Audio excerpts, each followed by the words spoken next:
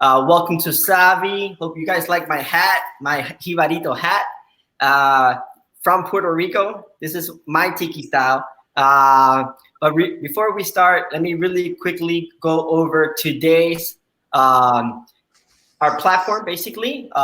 First of all, welcome to Let's Get Tropical channel. Reminder, our tools to your right, we have a chat box. I see a lot of people already have written where they're from. This is going to be great for our special guest. We have a ask question area. Make sure to share your questions below. At the end of our event, we always have our Q&A. We ask everybody in the meantime to share the event so we can go viral.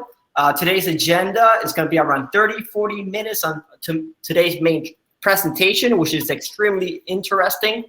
And actually, that's why we're a little bit delayed. We were all going over this presentation. It was astonishing. Then we're going to do like 15-20 minutes on our Tiki Cloth Q&A. Let the show begin. I'm going to actually toggle myself out 1 minute, remove the presentation, and let you guys with the... Hello, guys, and welcome to Let's Get Tropical.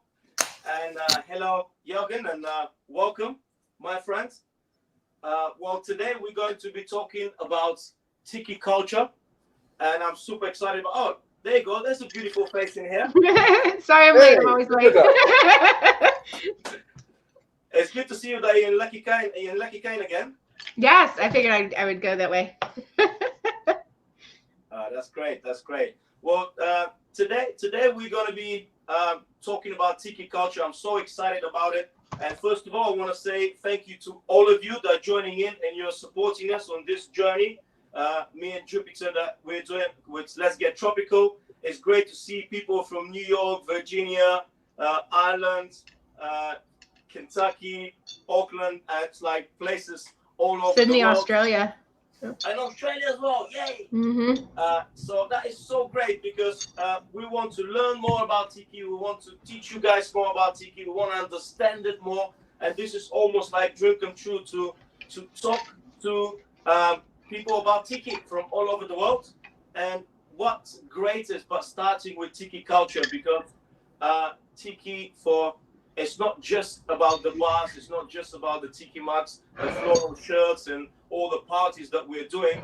Tiki actually is something that exists. Tiki is the culture, and we need to know about it and respect it. And I cannot think of a better person to explain that than my dear friend Jochen, that he is full of personality. He's like walking hard drive of knowledge. He's a handsome fella, and he's always with this pipe in his mouth and with a big smile. So it makes me wonder sometimes what is in the pipe. So you're so happy all the time, but that doesn't matter. Yeah. It is the pipe and my love for Tiki and adventuring. All right. I'm so happy that you are here because I've seen part of your presentation. I know your knowledge, and I cannot be. I'm so excited to actually see it again, and for everyone to see it. But first of all, tell us a bit about yourself, so everyone can kind of like get to know you a little bit more. Yes, thank you so much for having me here tonight. It's really a great opportunity. And yeah, a little background about myself. I'm a filmmaker and photographer. I'm based in Munich, and I love to travel around with my camera and capture cinematic moments as I see them. And that also happened a while ago, and we went to the South Pacific and I started a movie. So I'm also the producer of the DVD of Tiki that some people of you might know. We'll talk about that later. And I'm also a big fan and big in love with cocktails. So all these things go really well together. And I can just trampoline jump from one hobby to another and enjoy all these beautiful things. And thanks for being able to talk about it tonight. That is absolutely amazing. I'm going to actually bring the DVD of Tiki. I've got it. It's in my box. I'll just bring it and I'll show it to everyone. I've watched it a few times and there you go, you got it right there. Well, of course you have it. There it is. That is, if you really want to know about Tiki, and not only about the culture, but how it all started and how it develops, yeah, there it is, right here. You should really see this because it's very entertaining as well. It's very well done. Of course, you're a filmmaker, you're a movie producer, so you know what you're doing. So it's not just like historical. It's actually really fun to watch. It's if you want to get into Tiki and you want to understand it, I will recommend it to everyone to watch it. But you've been to all the Polynesian Islands when you were doing, not all, but like to some of the Polynesian Islands when you were filming this.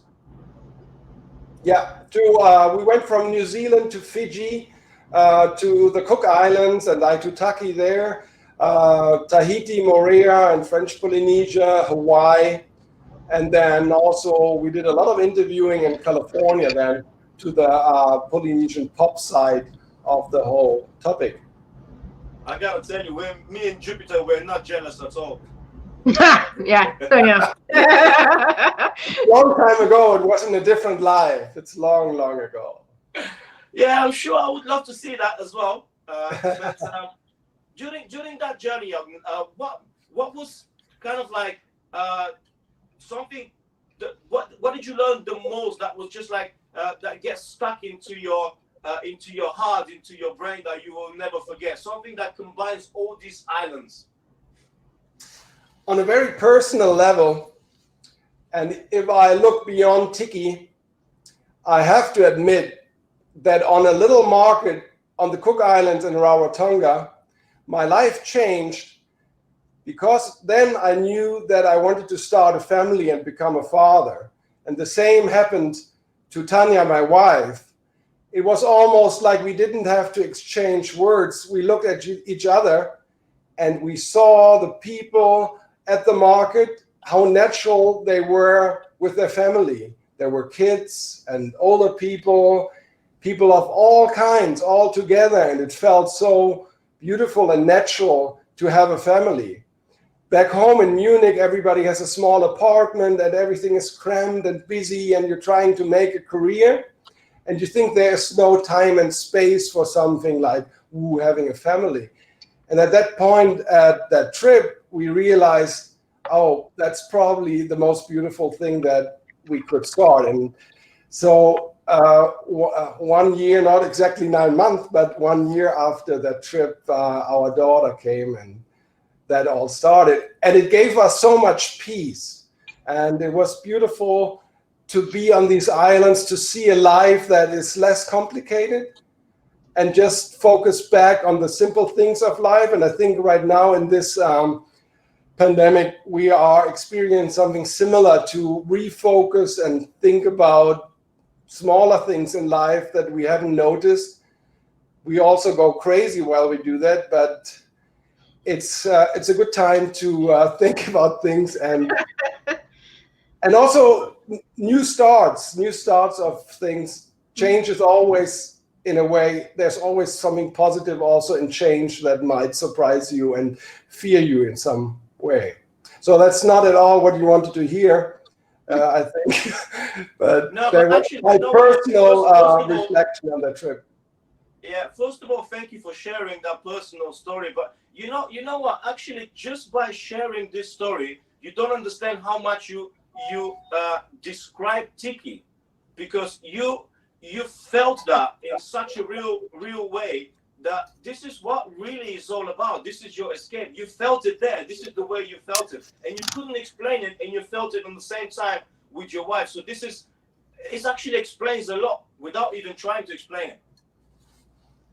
Yeah, I think also a tiki bar should need no words. You walk in and you know that you have arrived and that you want to be there. I think that is, we talk about escape, instant vacation or whatever, but it needs to be a place where you are at the door and you immediately want to go further, step in and stay there. It needs to really pull you in, needs to interest you and also give you a positive, warm feeling. Yeah, no, definitely. And Jochen, what got you into Tiki? You look when someone look at you, you look like you were born Tiki, like you were born with that pipe and you're already Tiki. But something must have sparked that in you. And what really was that? Yeah, I could even switch pipes here to have more I love fitting, that. the little Tiki pipe. So Oh, that's yeah. good. What got me into Tiki? It's rather easy, actually. It is easy listening. And we will see Brother Cleve soon on the show. Mhm. Yeah, next week. Very Next excited. week. Yeah. And I think it's him and some other people during the revival of easy listening, end of the 90s. And I can go back on it, and it's just 2 covers from Capitol Records, the re-release of Les Baxter, Martin Denny, with the covers painted by Mark Ryden. It's these 2 images that I saw, and all the puzzle pieces fell into place, and I knew there is a lot I know, and there's a lot I don't know. And I want to connect the stuff I know with the stuff I don't know. I need to know and learn more about this. And boom, in 2000, the book of Tiki came out, and everything made sense.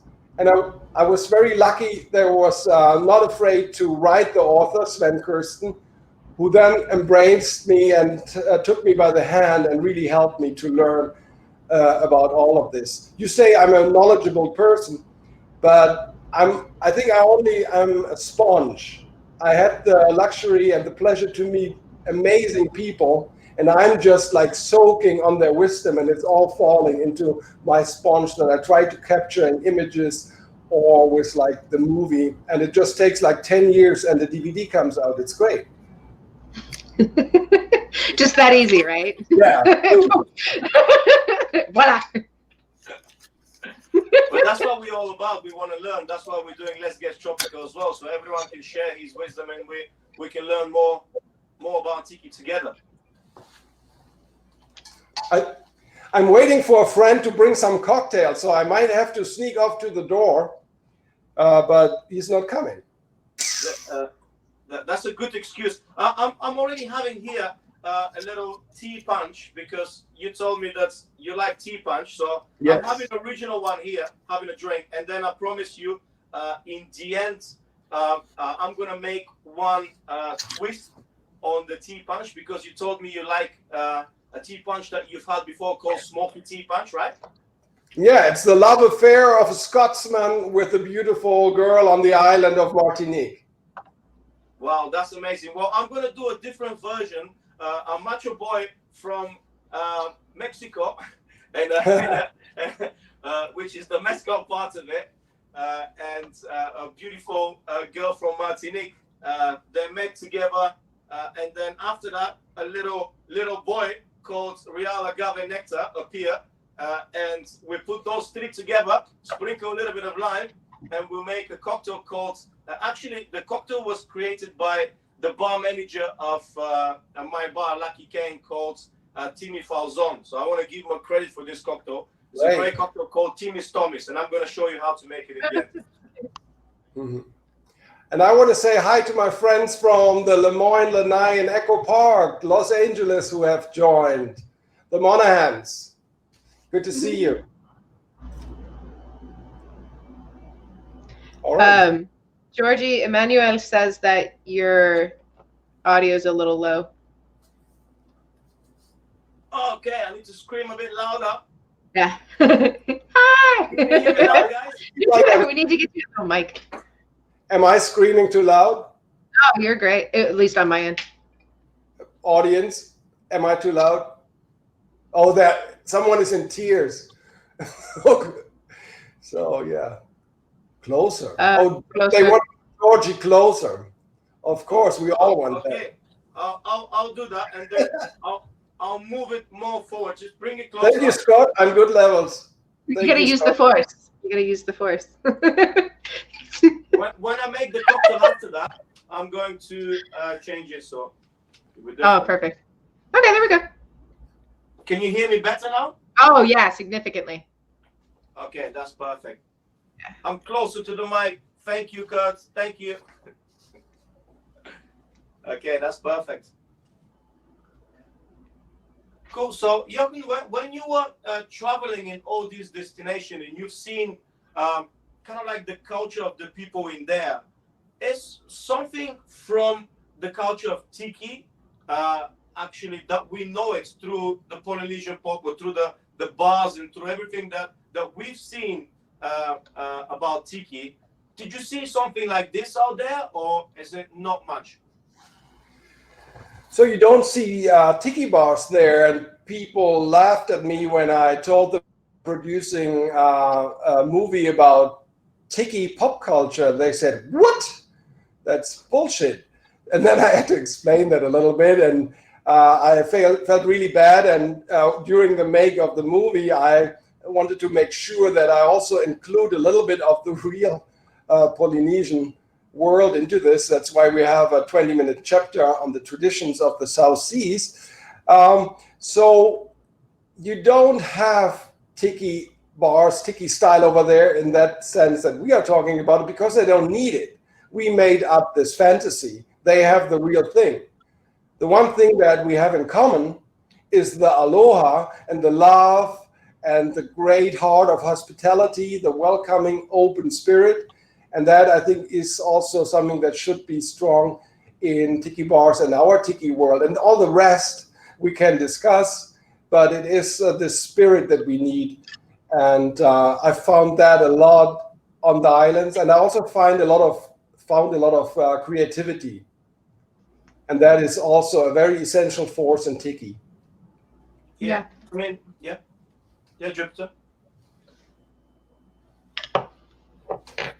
Yeah, I think this is really important. That some people forgetting when they're opening a tiki bar. That this is actually the aloha spirit that you were mentioning about. All this happiness that you're seeing, that is so important when you, as you said, when you walk into a tiki bar, you need to be driven to go inside. Then when you like, with everything, with the cocktails, with the music, with the staff, with the decor, that all should capture you, that you don't want to leave that bar. Like most of the time in my bar, you see people coming after work for a quick drink at 5 o'clock, and I'll see them at 1 o'clock in the morning, can't even find yet the entrance. So it's kind of that feel that you are getting, that I love the spirit, that welcoming, that you need to represent it to your tiki bar as well.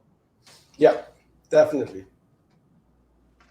And Jochen, I cannot wait to see actually what you've got for us. You've said you've got some surprise as well. You've got later on for the Q&A, I might have something special, but I'll keep it a secret for now.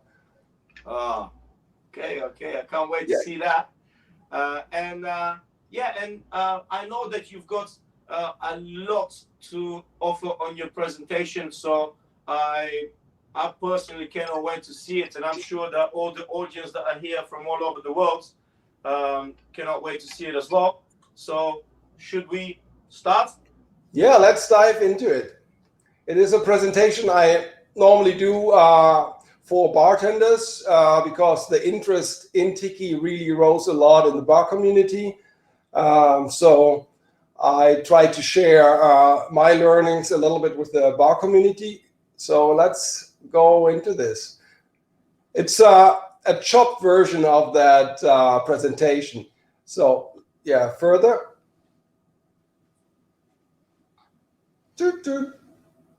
So I call it the heart of tiki and the exploration of what makes tiki tiki, to really see what is the core of the whole thing.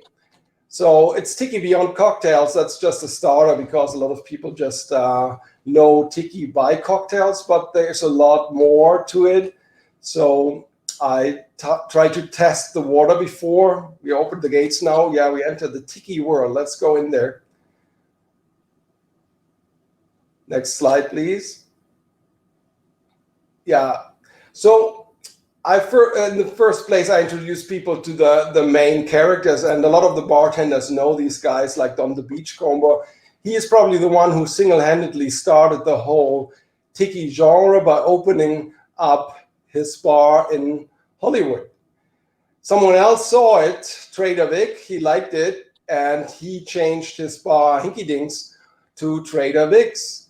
And these two guys really shaped the whole genre. But a third guy, Stephen Crane, who opened the Kontiki chain, he really gave the style a full-on vision.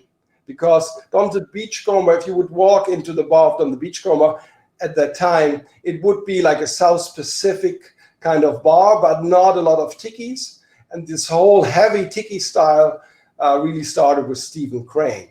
So, and someone who we really have to thank is Jeff Beachbum-Berry, who researched all the old lost cocktails and brought back the finesse of what people were drinking back then, because in the 80s, all the tiki drinks went downhill, were watered down, were sweet and colorful. And it comes from that time in the 80s when people now think of umbrella drinks, oh, that's bad tiki cocktail stuff. But Jeff Berry knows that Don the Beachcomber and Trader Vic, they started craft cocktail making back then.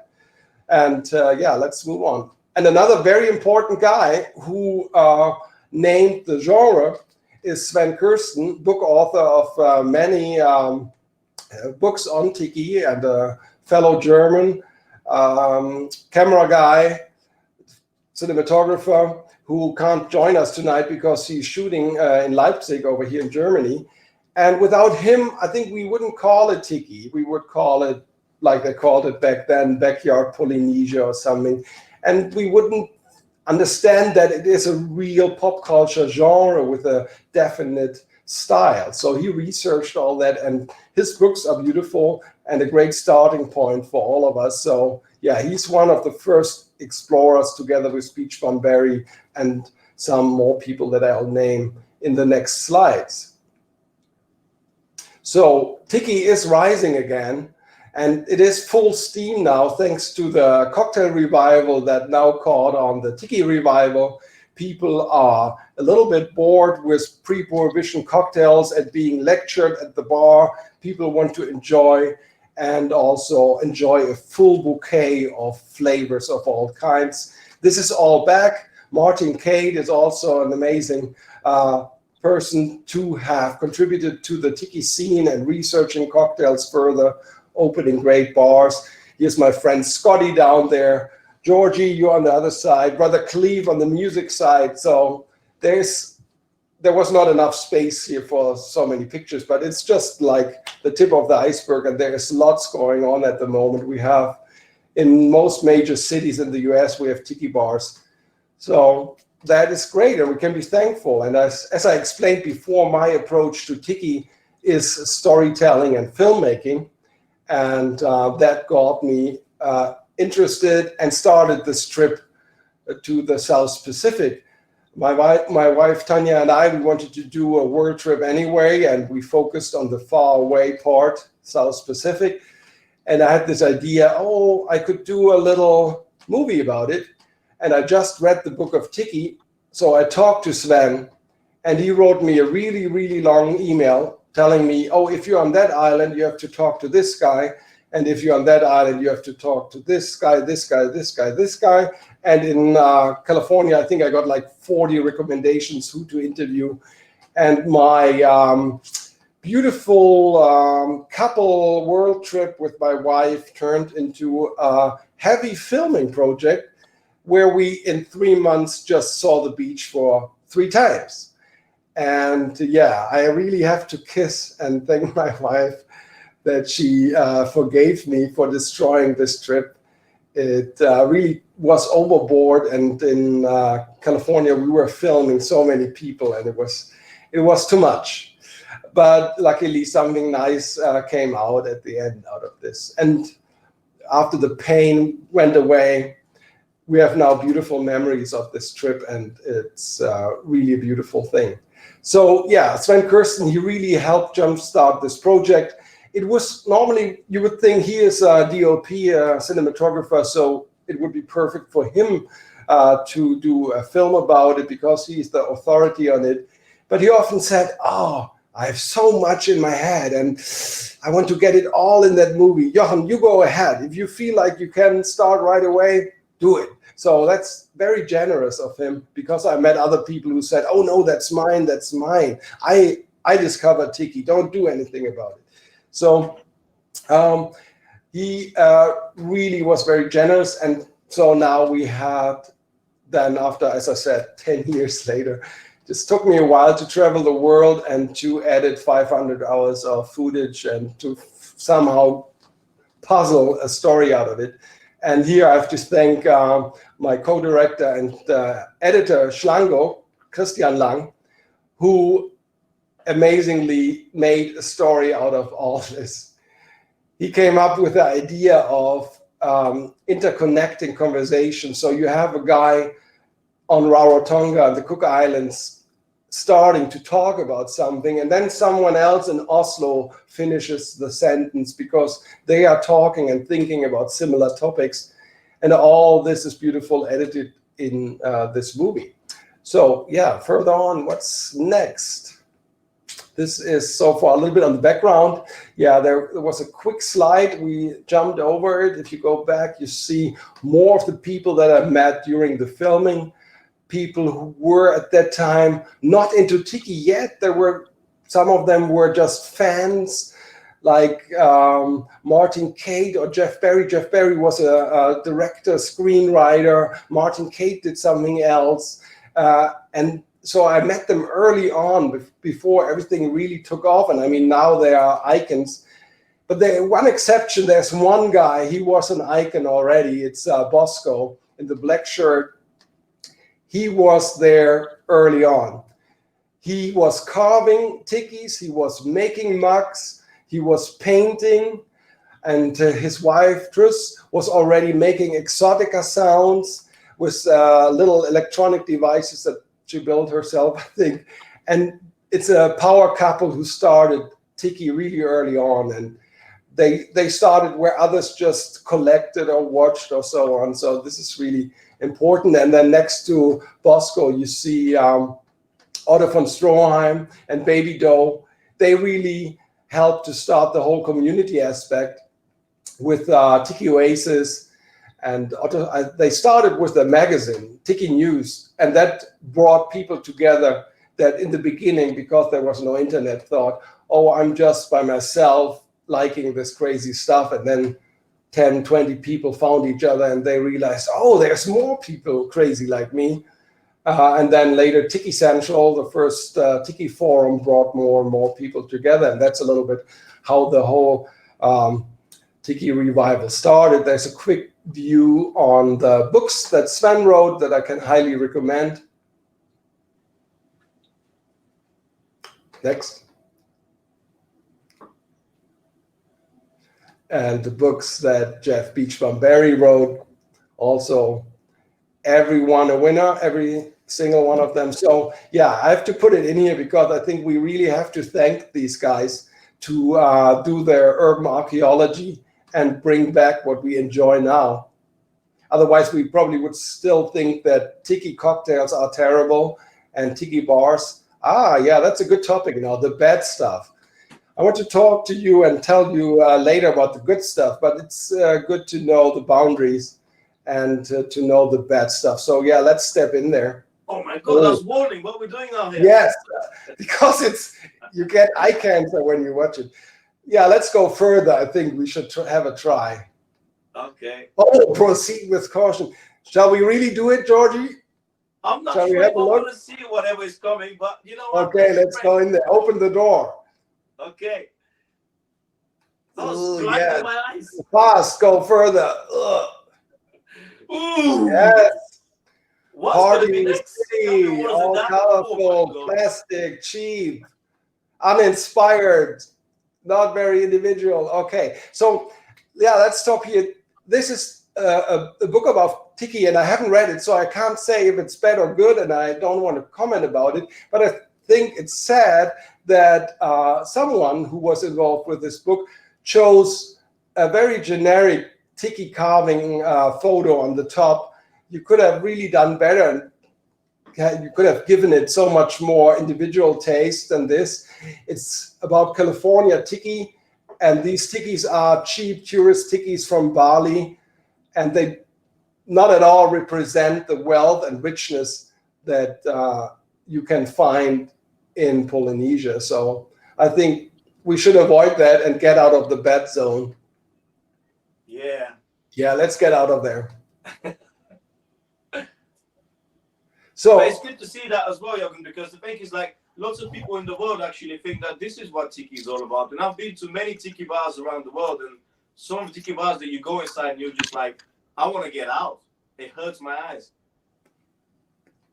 yeah, it's more like a fraternity party, or how's that event in Florida at the beach, spring break? Yeah. Something like that. So we missed the slide before in big letters. I wrote something, if we go back. And I think that is really important. The more you know, the more you can enjoy and appreciate things. And in the case of a tiki bar, the more you know, the more individual and unique you can create something and offer something to the people. So let's learn a little bit about the variety, the visual variety and style of the islands. There's a Polynesian triangle from New Zealand to Hawaii to Easter Island in the lower right corner. And I want to show you how different the tikis look from these different islands. So for example, in Hawaii, we have these tiki gods, and it's an exception to have a tiki god with teeth and a mouth like that. That's a warrior god, Ku. And I see nowadays a lot of cartoony tikis with the teeth because, yeah, it makes a very catchy image. But actually, there is not so many tikis with this style with their teeth out. And let's go further. Let's travel to a different island. Easter Island. Also very interesting and different visual language. Of course, we have the Moai that a lot of us know. But then you have these elderly figures or little birdman. And it's a really diverse language stylistically.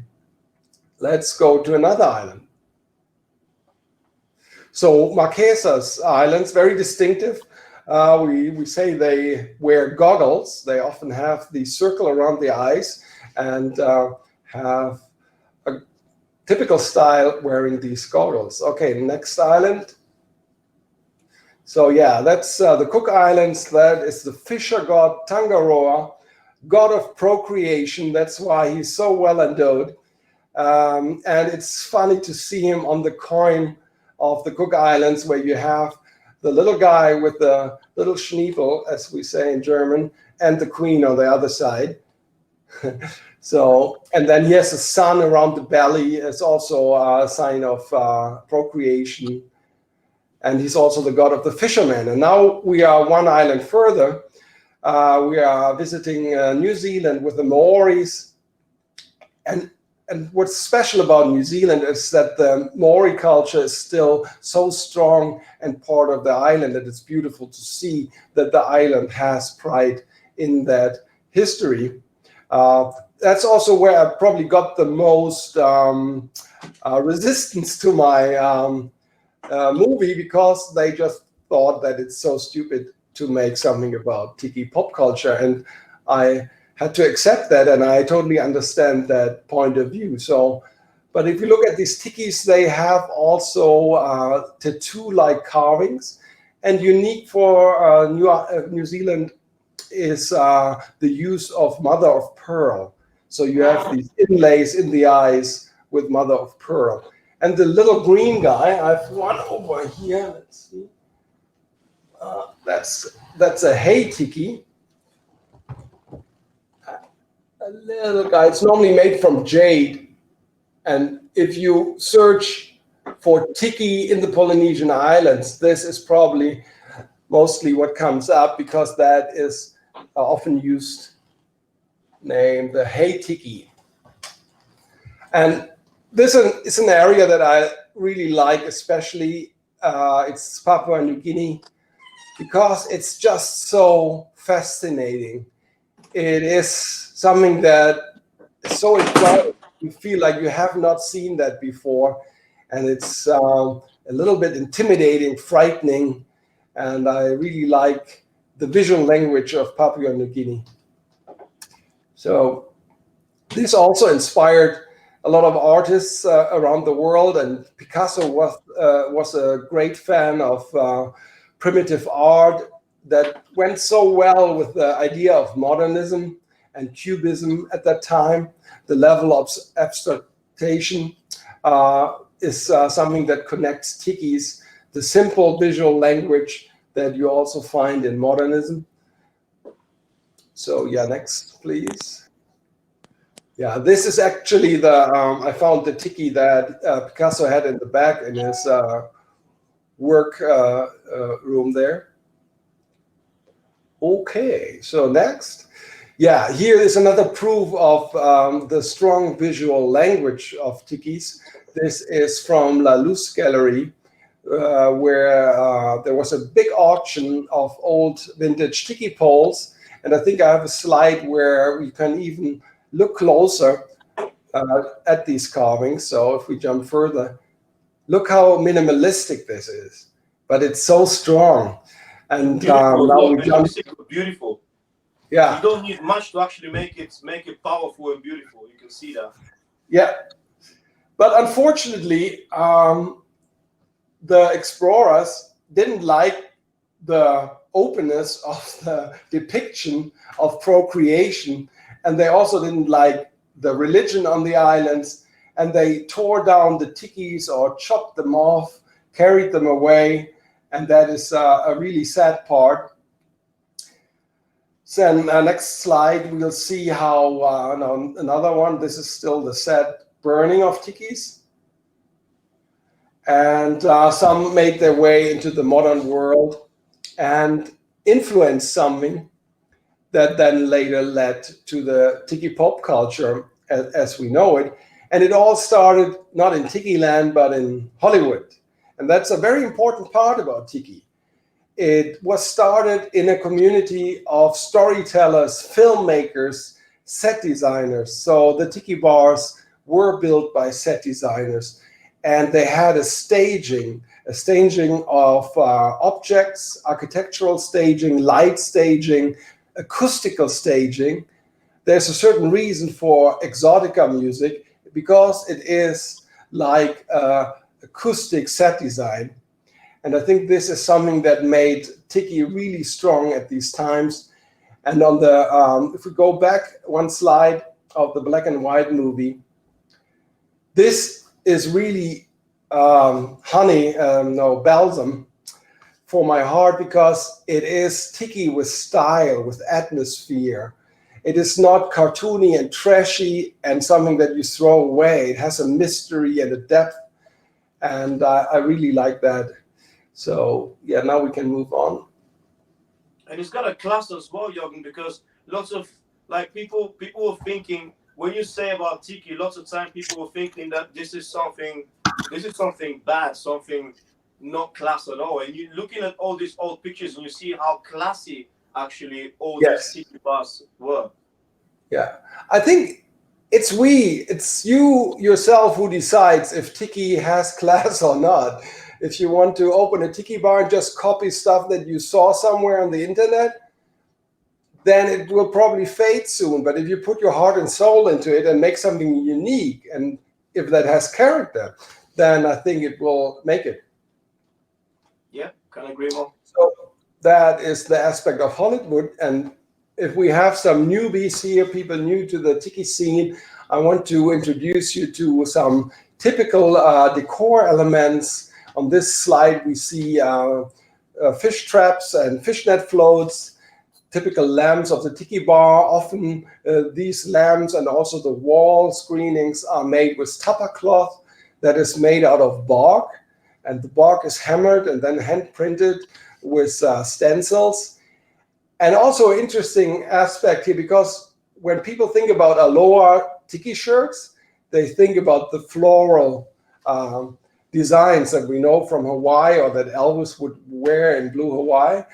But if you go to a Tiki event, a big Tiki event like Tiki Oasis, Hukilau, all the insiders, they really like the Tapa Cloth prints for their shirts.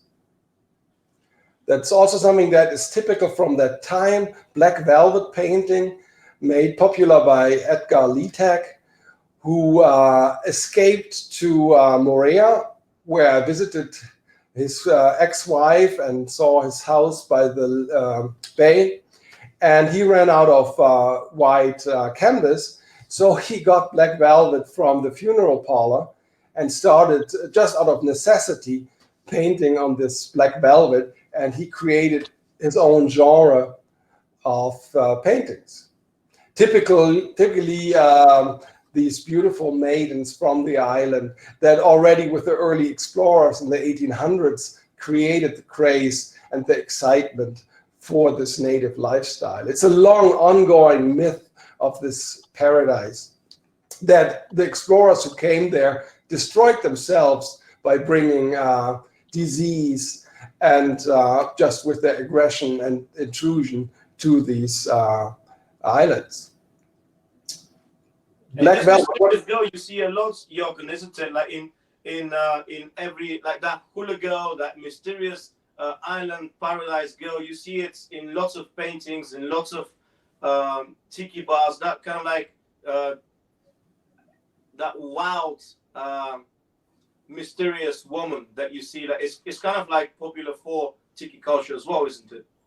Totally. As I said, it's an ongoing myth and a fascination with this paradise, and paradise also has to do with sin and arousal and sexual. And what I also like what Sven Kirsten said about Tiki is that Tiki was the predecessor to the sexual revolution in the 70s. It offered intoxication with cocktails. It offered sensual arousal with hula girls and excitement like that. But then when the 70s came, it was old stuff that the parents used to do, and the new generation, they did their whole new personal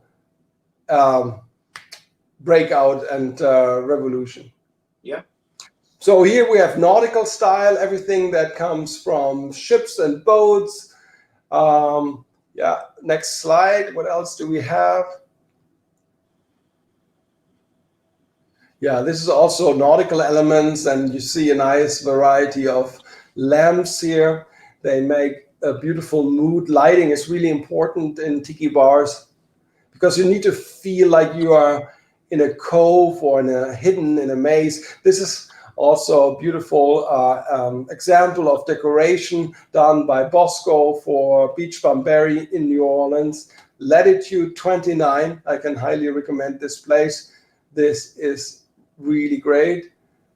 And next slide, please. Yes, if you want to learn more about the style of Tiki, I recommend the Circle of Tiki, a little map that Sven Kirsten draw.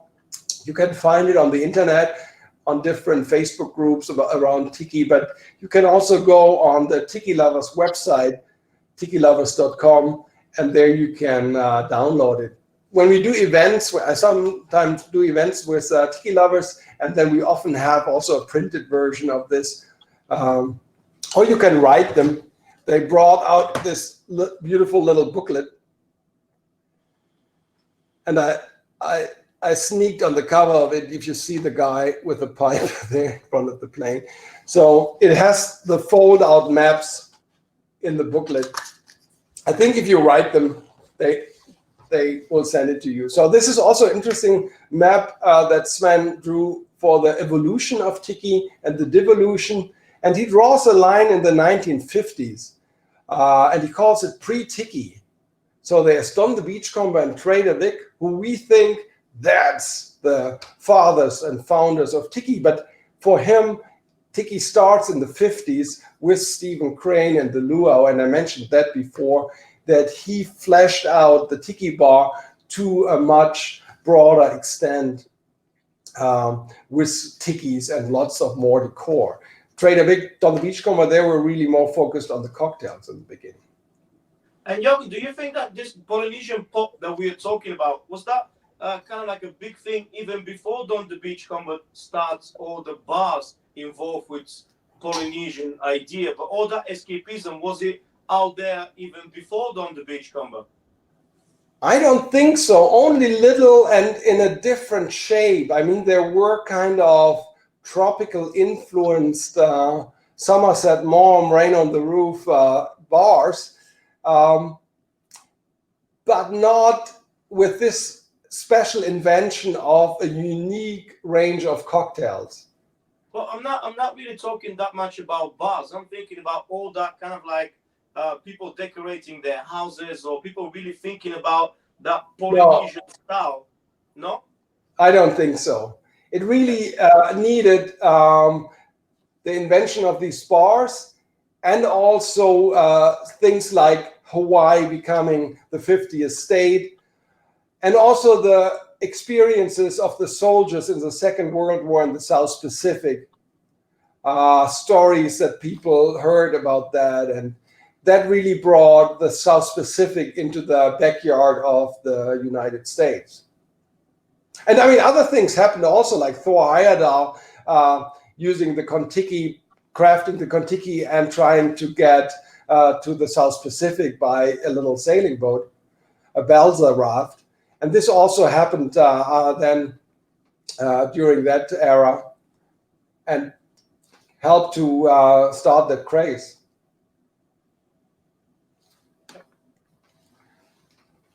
I quickly have to get some matches. Let me see.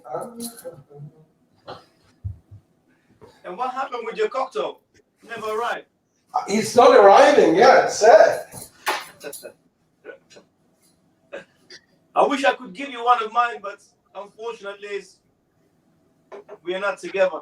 We're living in this world at the moment, digital. I'm back in a second. Bear with me. I want myself a little bit more. So yeah. What I'm having here is a little tea punch. So the beauty of the tea punch is that you can just top it up. Do we still have an audience? Yes. Do we still have an audience? Yeah. Yes. Yeah. You're very entertaining. I can listen all night. Who else is there? When you're in front of a webcam, it feels like you're talking to yourself. No, don't worry. There are a lot of people listening to you out there.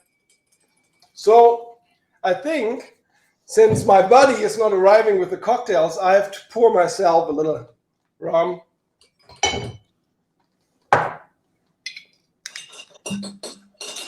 You need some energy to continue, my friend. So yes, and I need some lubrication for my. How do you call the cords that you talk with? Well, I think lubrication is a really nice way of calling it. I've never heard it before, but it's a really nice way of calling it. So Christina from Berlin, she wants to know what I'm drinking. Che Bali, oh, that's a really good one. That's delicious. Yeah. Okay, so we're almost finished. What is Tiki to me?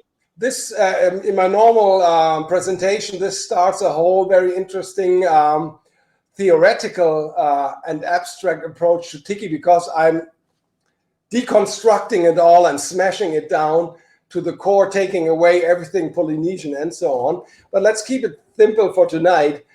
To me, it's a dark, mysterious adventure story set in the South Pacific. So it needs to have the storytelling aspect. It needs to be dark and moody. And as you see, there's not much of this aloha thing in there, but that's almost a given to me. What makes it exciting is the mysteriousness. But the aloha, of course, makes it all nice and gives it a happy end. So that's really important. So yeah, where to escape to? It's not just running away. I think you need a vision where you want to escape to. And if you are a bar owner or a home bar owner, you need an idea what you want to create and where do you want to escape to, so that you find your own theme, your own approach, how you want to tell that escape story. So next slide, please. Yes, for me, it's all about this mystery and excitement, as you can see, because I think he who runs from boredom does not want to escape to safety. He is looking for danger and excitement, like Thor Heyerdahl and his guys. It's something beautiful. So that's almost the end of my presentation for tonight. There's more, but I think it's good to have this overview for now. I would love to give this message out to you. Know more, enjoy more. I think we have to constantly learn and be open. And that also solves problems like stepping on people's toes with making stupid tiki and so on. You have to be aware what you're doing, listen and learn more, appreciate. And I think that will really help the tiki pop culture to blossom. And there's even ideas how it can go beyond that point where it is right now. So thank you very much. I say mahalo for you to you for listening to this quick speech. I think I talked too fast. Thank you very much, man. I think we all should clap to you, and I'm sure people at home are clapping to you because that was absolutely amazing.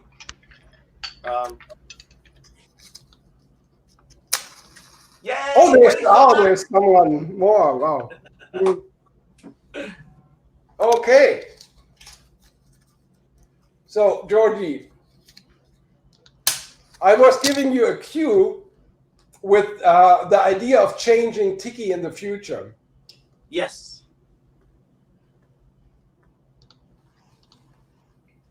And?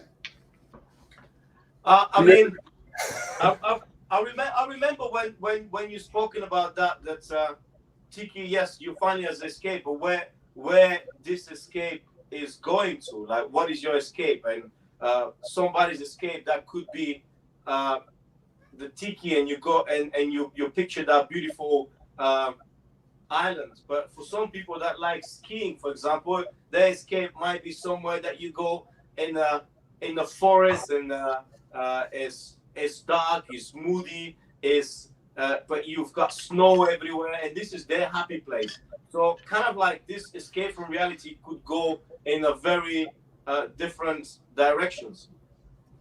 Yes. And if you understand the desire of the escape, then you can create something especially for that. I think one can learn a lot about creating interesting bar concept even beyond tiki. Just if you look at the tools and the choices that you offer. I think you could even create like a gothic bar, but also still learn from a tiki bar in a theatrical way, and what kind of story you tell, how you pull people into this place and keep them there and make them happy and surprise them. That's kind of like the witch doctor aesthetic as well. Yeah, that's great. Yeah, using tiki, almost what Dom the Beach combo, Troy the Vix, and after that, what they created as a template, you can create anything you want. The only thing that I'm concerned about is if you're using existing culture, how allowed are we going to be to create something? For example, I want to create Incas escape, or I want to create Amazon escape, or I want to create, and you want to use that existing culture of these people. How much allowed are we going to do something like this, and how careful we gotta be not to step to somebody's toes now? Because I guess nearly 100 years ago was slightly easier of doing this kind of things. I think the answer is you're always not allowed and you're allowed. It's the question of taste and respect, really. And it comes back to the learning and listening and understanding. I think if someone opens a trash tiki bar with these stereotypical tikis that we saw in the bed zone, it totally makes sense that someone from the islands shrugs the shoulders, is angry, and thinks that's bullshit. But if there is a taste to it and a carefulness.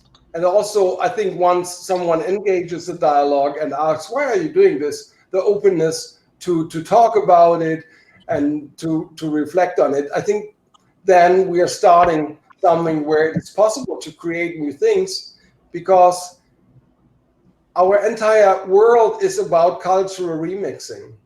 Everybody is picking up something somewhere and create something new out of it. In America, I hear a lot about cultural appropriation, and that's a big deal at the moment. But it feels like most of American pop culture wouldn't be there without cultural appropriation. It's intertwined in all kinds of creative processes, and it's really impossible to keep something pure and clean and make sure it is not stealing from somewhere. I mean, there's great quotes on stealing by, I think Picasso said that amateurs copy, but artists steal, or something. So in the creative process, there's always something where things get mixed up. But we need respect and understanding and see if it's done in a tasteful way. So I think that is important. I think as well, like it's very important that with the movement that we've had in making sure that the cultures are appropriately represented, and that it's not necessarily completely thrown into this mishmash, because there is, as you show in your slides, there are these complete different distinctions within these cultures. And I know that a lot of times within Tiki, there can be a habit to kind of throw it in a barrel and basically call it Tiki. So I think the importance really comes into making sure that the cultures are represented appropriately, and making sure that, like you said, out of respect, and that it's not, necessarily there is a kitschy aspect because the subculture of Tiki is there, but also making sure that it's not done in a very tacky way, or in a way that it is necessarily taken without respect to the cultures. Because I agree, a lot of the American culture is there's a lot of aspects that have been stolen, and so it's kind of like within our subcultures it's kind of nearly impossible to pull them out. So yeah, if you start that conversation, then everything is like, ooh, everything falls exactly apart. Back to your question, Georgie, I think it works in the case when cultural appropriation turns into cultural appreciation. Exactly. You have to feel and see that it's done out of love and appreciation. It's not mockery. It's not making a fast buck out of something. It is a love and fascination for something that is far away from you. And because it's so far, you maybe make mistakes. But it's just a fantasy and dreamland. And it also always needs this note in an invisible way. You are entering a fantasy world. It's not trying to be precise and realistic, but it's made out of love and appreciation. Yeah, I can't agree more. And the way you finish your presentation with the slide that you need to learn to understand and to love. And so this is the approach that you need to do. And if you want to do a different kind of concept, or even continuing the concept of Tiki, of where Tiki is going to, like in Lucky Cane, I'm doing a lot of different things of what traditional Tiki is, but to do something different, you need to know what traditional is. You cannot start changing things without knowing what really is. Yeah, and I think you did a very smart move at an early time when people started to talk about where is Tiki going, and online I saw conversations about that. And then you opened your bar and you solved a lot of these stepping stones. You didn't call it a Tiki bar, you called it a tropical bar. You incorporated other different aspects of the Caribbean rum culture. You opened up the whole genre in a way where you avoided the conflict of the categorization and opened it up to a new approachable bar that didn't step too much on any toes. So I think that was a really good move. Thank you. But talking about Tiki in general, do you think that, yes, Tiki is Polynesian, but when we talk about Tiki bars and in the decoration of the Tiki bars, there is a bit of influence from Colombian influence. There is a bit of African, a bit of Caribbean. So it is a bit of a mix, even though it's known as just being tiki, isn't it? Yes, because that helps to create the exoticness and the surprise. It also adds to the mystery. It's like in cooking, if you only have always what you expect, but if you have an irregular dish, a little touch of nutmeg that you don't expect in there, you can't put your finger on, suddenly it's this best dish from that category that you want to go back to because it just tastes so special and you don't know that it's nutmeg or whatever. And a lot of the tiki mystery had to do with adventure and traveling. I mean, we have Chinese jade tiles, and Radev brought in this whole trading Asian aspect. So as like a little spice in the whole recipe, it works really well. I think the biggest trouble that Sven Kirsten has, who tries to explain and put things into a clear form, that he has to convey the idea that not everything is possible, even though it's make-believe and all is made up. Often people think, hey, it's make-believe, it's all made up. Yeah. I can do whatever I want. Hey, let's throw everything in there. It's my world. It's my world. I can change it the way I want it. Yes, but you need to feel that it has a certain form and shape, and if you know how, you can change little things. But if it has no shape in the beginning, you don't recognize what it is, and it doesn't tell a story. It's similar like a story. A story needs a structure. Yeah. Yeah, it's a different thing of adding different spices, and it's a different thing of cooking something completely different. Yeah.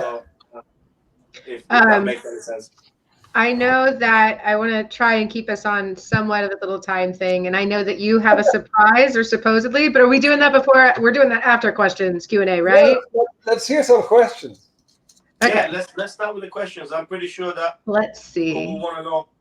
Okay, well, Matt, I'm going to skip your question because we're about to address that. Let me see here. Okay, Trader Brick, I'm assuming, Brick, what's the next great tiki expedition planned for the near future? I think to the kitchen. I have beautiful leftovers of last night, and I think I'll have a late supper. Yeah, otherwise, I know, I haven't had anything either. Traveling is kind of tough at the moment. So it's a lot of my other hobby, armchair traveling. Armchair traveling is good, and I have this beautiful armchair here. So it's all about reading and connecting to people online, but there's not much traveling right now. Well, I mean, obviously, but I mean, after that, when, do you have an idea of where you're going to head to next, or what your next place of adventure will be? There were a lot of things, but they all fell through. Like there were events, like I was supposed to go to Arizona to Tiki Oasis there. Same. And now it's moved to autumn. I'll probably go there, and I hope to visit the States soon again. But it's all open. Nothing is planned at the moment.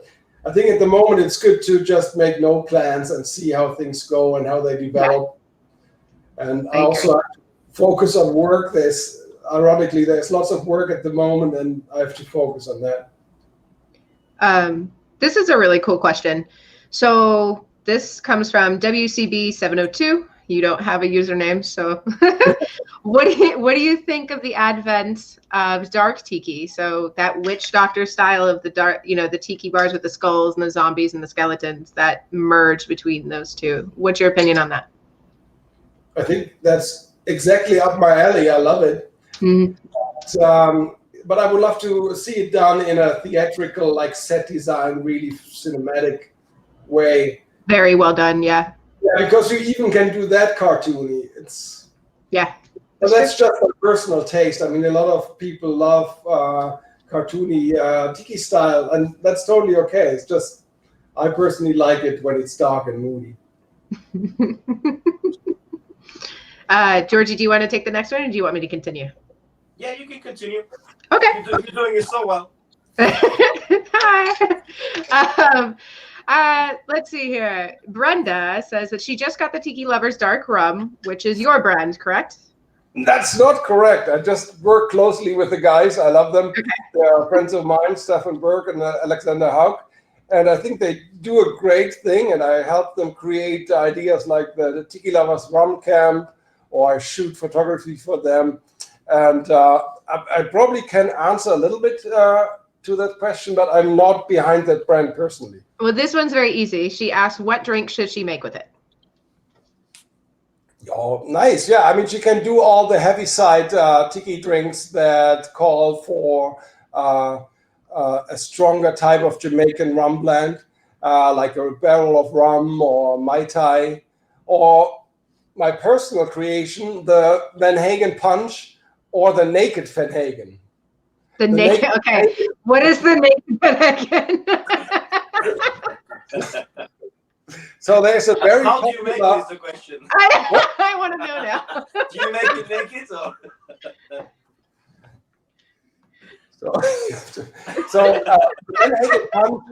The Van Hagen Punch is a typical tiki cocktail with fruit juices and spices and so on. And we were lucky to win the prize Best Cocktail of Tiki Oasis. But a friend of mine here has a more traditional bar in Munich, Zum Wolf's Bar, and they don't use a lot of juices. So he wanted a stripped down version of the Van Hagen Punch. So he said, let's take out all the fruit juices. And I said, yeah, but what leaves that? And it was 3 kinds of rums, all the Tiki Lovers rums, including the pineapple, Falernum, honey cinnamon mix, and I think that's almost it. It sounds like a very German drink, I have to tell you. A little bit of lime.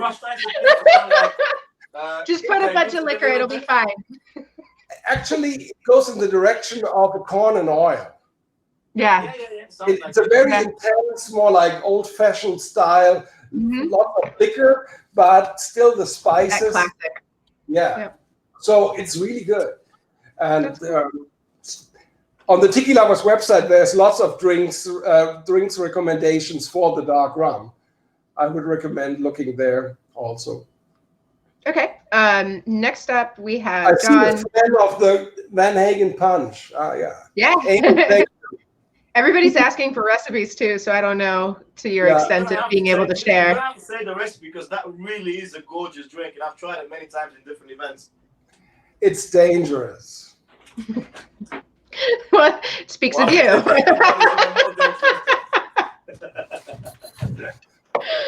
Oh God. What? Okay. Go ahead. Okay.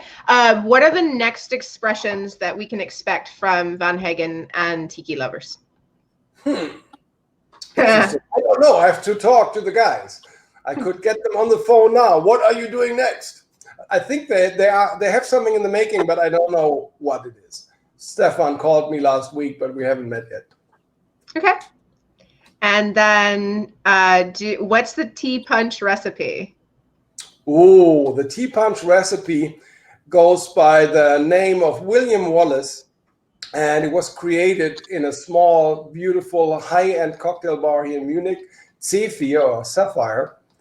And as I said, it's a romance between a Scottish guy and a girl from Martinique. So it's a tea punch with a floating of a peaty whiskey, and it has as garnish the zest of a kaffir lime. So when you start to drink, you immediately have beautiful aroma in your nose of floral agricole.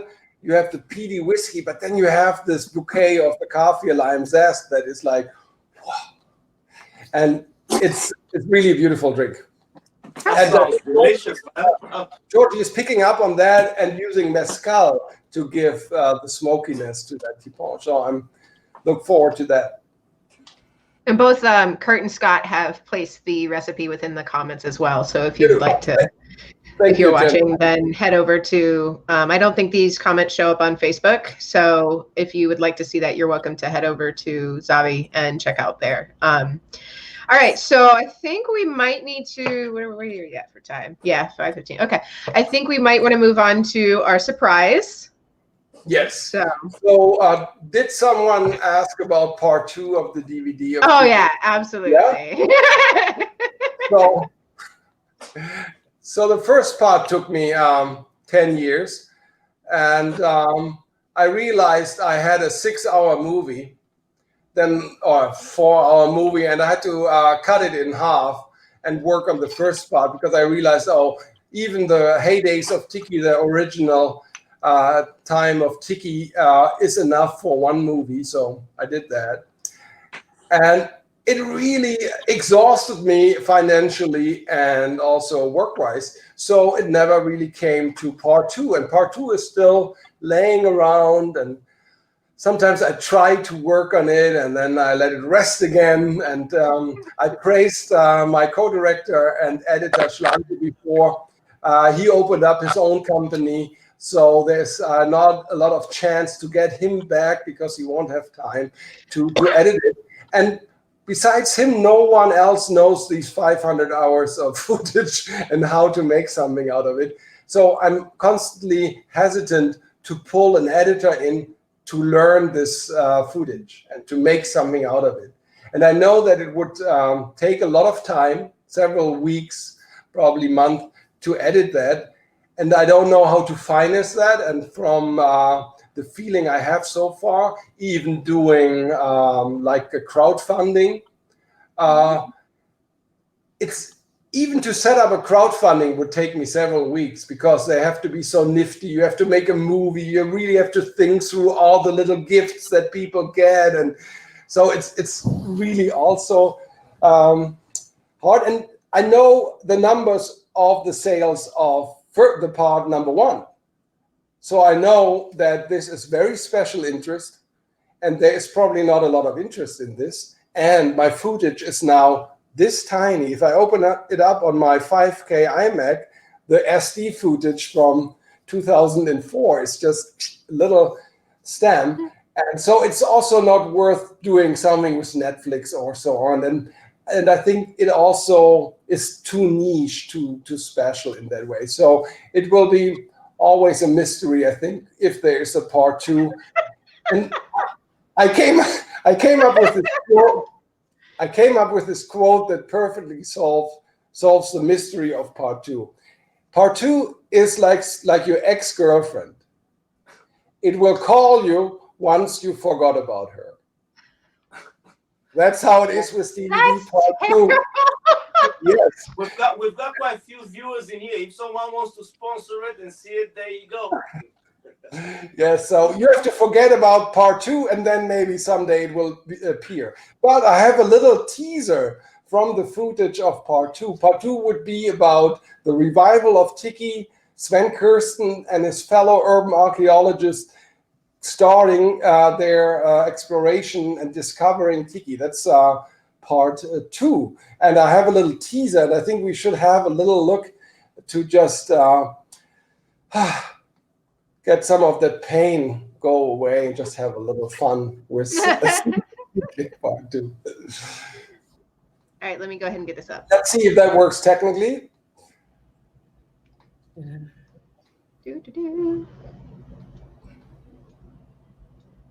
There we go. See if we can switch it full. There we go.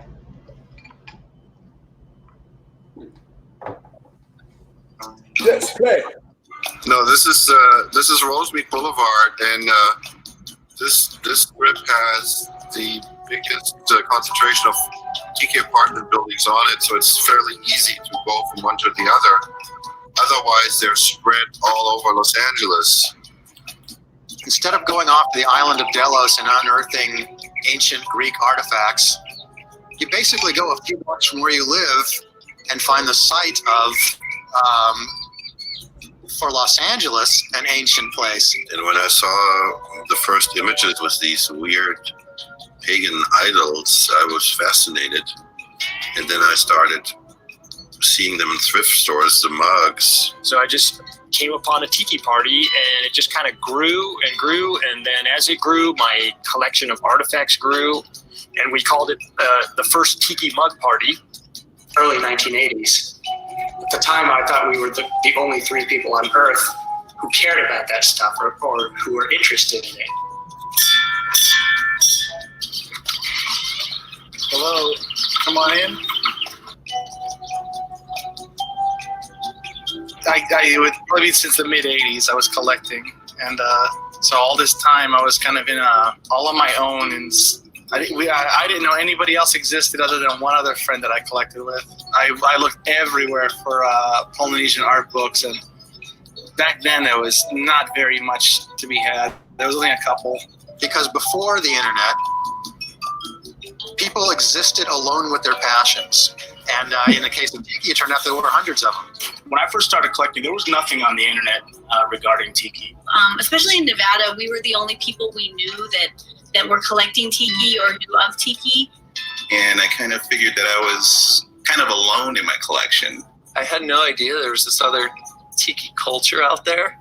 And I really thought it was a dead scene.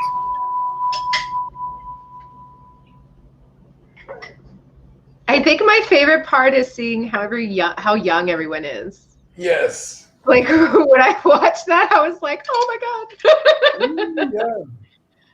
Yeah. That's super fun. So I'm really excited, and hopefully we will be able to see the mythical part 2 at some point. Maybe. You never know. You never know. Yeah. Well, absolutely. Well, thank you for being on here. I think Georgie's coming back here in a second. I don't know. Georgie. I know, right? He's He's making busy drinks. making drinks. Yeah, he's busy making drinks. I think he actually has a drink for us too. But yeah, thank you very much for joining us and being able to expand. At least I know my knowledge on it. I found it to be really interesting. Pleasure. So, what happened? Where's Georgie? He's coming. We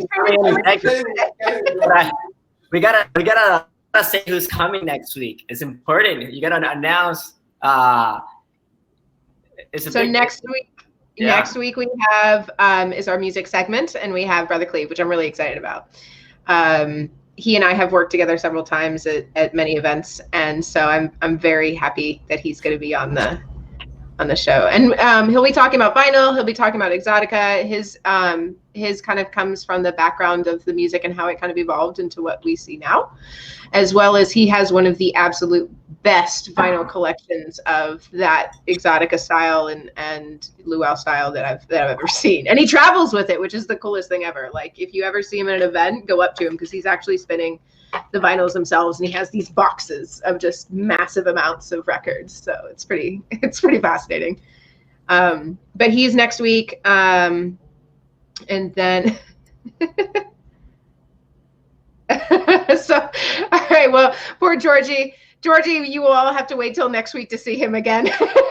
Georgie is having technical difficulties. But yes, thank you so much for joining us, Mr. Van Hagen. Cheers. And hopefully we'll see you out in Oasis or Arizona or wherever the next place may be. Lord knows. Yep, see Brother's on. He says see you next week. But yeah, thank you. Yeah, definitely we're very, very happy that you joined us and very thankful. You can't miss that one. Brother Cleve is amazing. Tune in for that one. But yeah, thank you so much. Hopefully you finally get your cocktails. I don't know what happened to your friend, but maybe he dropped it outside. I'll search the neighborhood. So, all right, guys. Well, thanks again, and we'll see you next week. Thank you, everybody. It was a real pleasure. Thank you for your time. Mahalo. Mahalo.